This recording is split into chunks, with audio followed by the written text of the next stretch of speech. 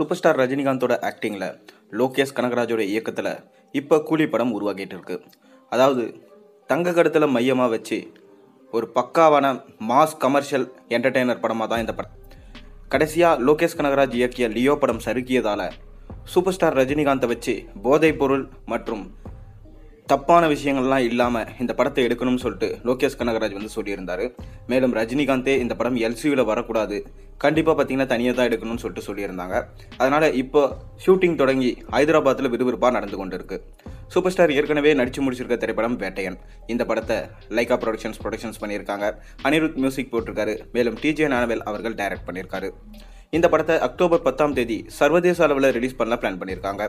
Lyca productions சமீபத்தில் ஷங்கரோட இயக்கத்தில் வெளியான இந்தியன் 2 படத்தால் ரொம்பவே பெரும் நஷ்டத்தில் இருக்காங்களாம். இது வரைக்கும் 175 கோடி தான் வசூல் ஈட்டிருக்கப்பட்டிருக்காம்.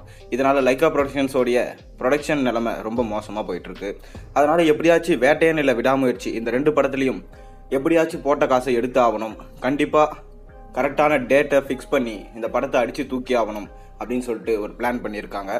அதை தொடர்ந்து ஷங்கர் பார்த்தீங்கன்னா இந்த அளவுக்கு நெகட்டிவ் ரிவ்யூஸை கண்டிப்பாக வாழ்க்கையில் சந்திச்சிருக்கவே மாட்டார். அந்த அளவுக்கு இந்தியன் 2ல ஷங்கரை வச்சு செஞ்சுட்டாங்க. இப்போ ஷங்கர் அவர்கள் வேல்பாரின்ற நாவலை எடுக்க போகிறாராம். இதை சூர்யாவை வச்சு எடுக்கலாம், இல்லை நம்ம ரஜினியை வச்சு எடுக்கலாம் அநேகமாக எதிர்பார்க்கப்படுது. கடைசியாக ஷங்கர் அவர்கள் நம்ம சூப்பர் ஸ்டாரை வச்சு எடுத்த படம் 2.0. இந்த படம் சர்வதேச அளவில் பல சாதனைகளை நிகழ்த்தும் சொல்லிட்டு எதிர்பார்க்கப்பட்டது.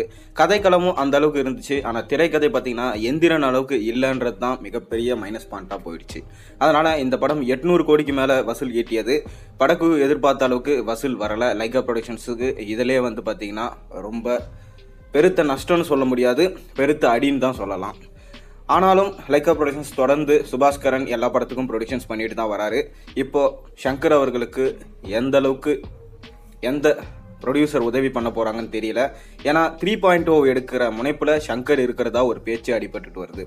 அதாவது கடைசியாக 2.0 முடியும் போது 3.0 காமிச்சிருப்பாரு. மினி அப்படின்னு சொல்லிட்டு எந்திரனை காமிச்சிருப்பாரு.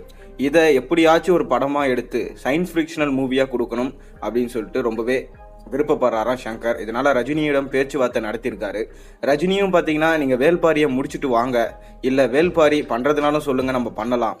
அப்படி பண்ணி முடிச்சதுக்கு அப்புறம் தான் பார்த்தீங்கன்னா 3.0 எடுக்க முடியும். ஏன்னா இப்போ நான் நெல்சனோட டைரக்ஷனில் ஜெயிலர் 2 மற்றும் கார்த்திக் சுப்புராஜ் மேலும் பல டைரக்டர்ஸ் லைனப்ஸில் இருக்காங்க.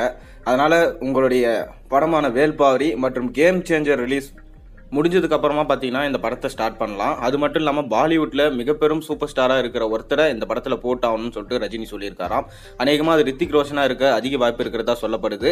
பொறுத்திருந்து பார்ப்போம் யாரை இந்த படத்தில் நடிக்க வைக்க போகிறாங்கன்னு. நீங்கள் யாரை சூப்பர் ஸ்டார் கூட சேர்ந்து நடிக்க வச்சா நல்லா இருக்கும்னு விரும்புறீங்கன்றதை மறக்காம கீழே கமெண்ட்டில் சொல்லுங்கள். மேலும் சேனலில் போடுற ஒரு வீடியோஸ் முடிச்சு மறக்காம சப்ஸ்கிரைப் பண்ணுங்கள், லைக் பண்ணுங்கள், பெல் ஐக்கனை ப்ரெஸ் பண்ணுங்கள்.